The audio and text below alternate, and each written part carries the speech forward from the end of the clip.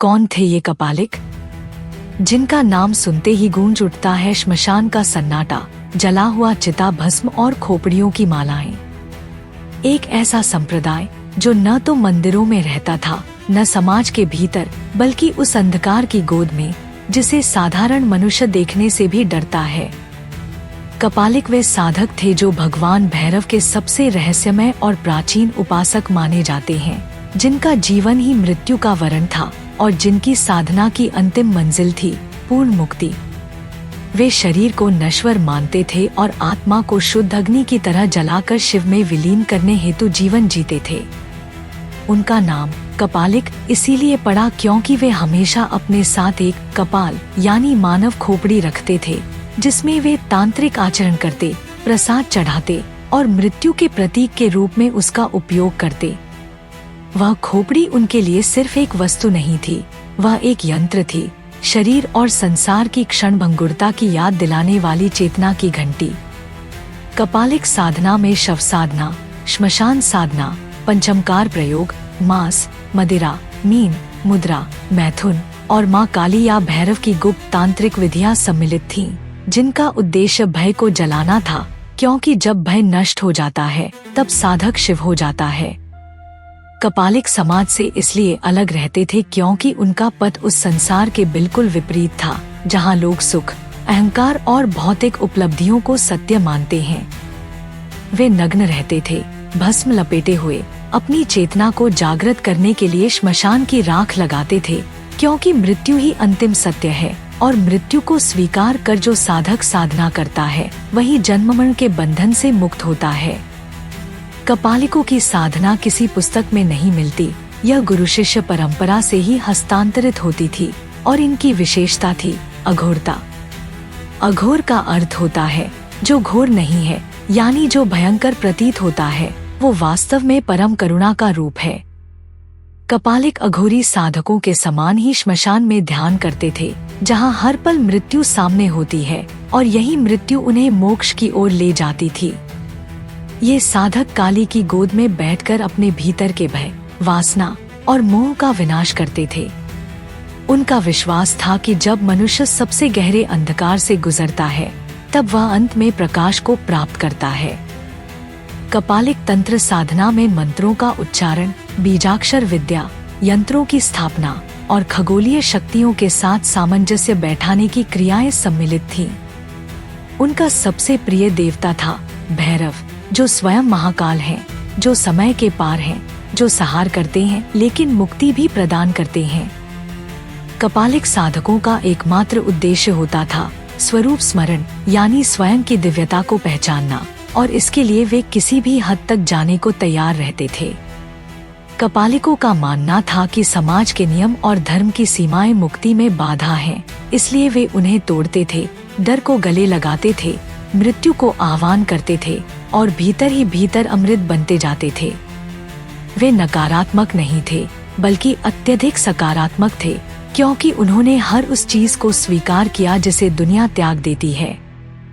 वे न तो हिंसक थे और न ही पागल, बल्कि वे सबसे प्राचीन योगी थे जो मृत्यु की गोद में परमात्मा का आलिंगन करते थे। उनके साधना स्थलों में प्राचीन गुफाएं, हिमालय की कंदराएं, काशी का मणिकर्णिका घाट और तिब्बत की बर्फीली घाटियां शामिल हैं, जहां आज भी कुछ अज्ञात कपालिक अपनी साधना में लीन हैं। कपालिकों ने ही अनेक शक्तिशाली तांत्रिक बीज मंत्रों को जन्म दिया, जैसे हरि क्री भैरवाय नमः, हरि काली कपालिनी स्वाहा, जिन्हें सामान्य साधक उच्चारण भी नहीं कर सकता, क्योंकि इनकी शक्ति अव्यक्त, भयंकर और अत्यंत प्रभावशाली होती है। कपालिक साधक अक्सर त्रिभुवन के रहस्यों को जानने वाले होते थे। उन्हें पता होता था कि चेतना को कैसे सूक्ष्म से सूक्ष्म और स्थूल से स्थूल अवस्था में प्रवाहित किया जाए। उनकी साधना का उद्देश्य केवल सिद्धियां प्राप्त करना नहीं था, बल्कि स्वयं को शिवरूप में विलीन करना था। इतिहासकारों और ग्रंथों ने कपालिकों को अक्सर खलनायक के रूप में प्रस्तुत किया, क्योंकि उनकी साधना परंपरागत धर्म की सीमाओं से परे थी। लेकिन जो साधक भी गहन तंत्र में प्रवेश करता है, वह जानता है कि कपालिक वास्तव में आत्मज्ञान की अग्नि में तपे हुए ऋषि थे, जिनकी बाहरी भयानकता के पीछे एक अत्यंत शुद्ध, शांत और दिव्य चेतना होती है। वे न समाज से डरते थे, न मृत्यु से, न ही किसी ईश्वर की सजा से, क्योंकि वे स्वयं को ही शिव मानते थे। वे जीवित होते हुए ही मृत्यु का अनुभव करते थे और वही उन्हें जीवन के अंतिम सत्य की ओर ले जाता था। कपालिकों की साधना आज भी जीवित है, कुछ रहस्यमय गुप्त आश्रमों में, कुछ हिमालयी साधकों में और कुछ अघोरियों में, जिन्होंने इस परंपरा को आज तक जीवित रखा है। भैरव के ये भूले हुए उपासक आज भी समय, स्थान और चेतना के संरक्षक के रूप में हमारे चारों ओर उपस्थित हैं, लेकिन केवल वही उन्हें देख सकता है जो भीतर से पूर्ण रूपेण तैयार हो। कपालिक परंपरा हमें यह सिखाती है कि मुक्ति के लिए भय को छोड़ना आवश्यक है, कि केवल वही मुक्त होता है जो सबसे अंधेरे पथ से गुजरने का साहस रखता है। कपालिकों ने समाज से बाहर जाकर, जीवन मरण से परे जाकर, तंत्र और ध्यान की ऐसी विधियों को जीवित रखा जो केवल शिव के सच्चे उपासकों के लिए आरक्षित हैं। उनका पथ कठिन है, लेकिन जो इसे चुनता है वह शिव से अलग नहीं रहता, क्योंकि कपालिक होना केवल साधना नहीं, स्वयं को भैरव रूप में पहचानने की प्रक्रिया है, एक चेतन क्रांति जो मृत्यु से प्रारंभ होकर अमरत्व में समाप्त होती है। और अंत में जब हम कपालिक परंपरा के इस रहस्यमय मार्ग के अंतिम पड़ाव पर पहुंचते हैं, तो यह स्पष्ट हो जाता है कि ये साधक न केवल भैरव के उपासक थे, बल्कि वे स्वयं उस चेतना का स्वरूप बन चुके थे जो समय, मृत्यु और आत्मा की सभी सीमाओं से परे है। कपालिक परंपरा वह ज्वालामुखी है जहां आत्मा की सभी वासनाएं, सभी भय, सभी मोह जलते हैं और केवल शुद्ध शिव तत्व शेष रह जाता है। इस साधना का अंतिम बिंदु है पूर्ण विलय, जहां साधक न केवल आत्मज्ञान को प्राप्त करता है, बल्कि वह स्वयं ही काल बन जाता है, स्वयं ही मृत्यु का नियंत्रण करता है, स्वयं ही सृष्टि का रचयिता, पालक और संहारक बनता है। कपालिक का जीवन मृत्यु के समीप रहकर जीवन को पूर्णता से जीने की यात्रा है। इस पथ पर चलते हुए साधक उस स्थिति को प्राप्त करता है जहां ना शुद्ध अशुद्ध का भेद रह जाता है, ना ही पाप पुण्य का मूल्य रह जाता है। वहां केवल अस्तित्व है, नंगा, निर्विकार, निर्भय और अनंत। भैरव स्वयं एक अवधारणा नहीं है, वे चेतना की वह लहर है जो ब्रह्मांड के मूल में कंपन करती है। और कपालिक वह है जो उस लहर से एकात्म होकर समय और स्थान की सीमाओं को लांघ जाते हैं।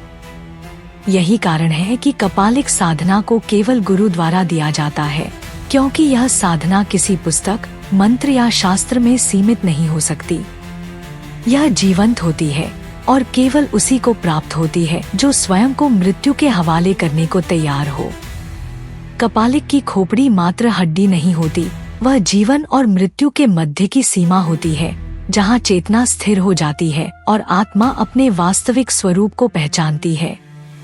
इस खोपड़ी में की जाने वाली तांत्रिक क्रियाएं केवल कर्मकांड नहीं होती, वे आंतरिक परिवर्तन के सबसे तीव्र उपकरण होते हैं। आज भी हिमालय, तिब्बत, काशी और नर्मदा के घाटों पर ऐसे कई गुप्त स्थान हैं जहां यह साधना आज भी जीवित है, कुछ चुने हुए साधकों में जो संसार से कटे हैं लेकिन परम सत्य से जुड़े हैं।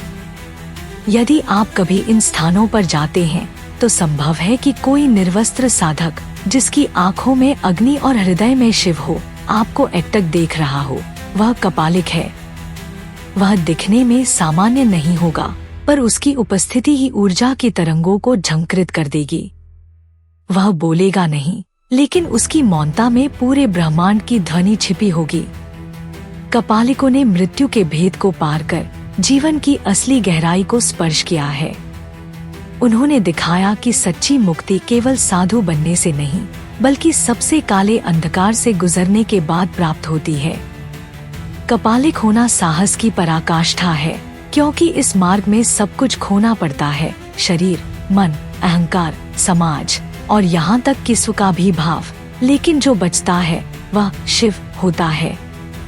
यही कारण है कि भैरव आज भी उन कपालिकों की साधना से संतुष्ट होते हैं जो श्मशान में बैठकर संसार के भय को चीरते हैं और चेतना के उस स्तर को प्राप्त करते हैं जहां कुछ भी बाकी नहीं रह जाता, केवल मौन, केवल शिव, केवल शाश्वत अस्तित्व।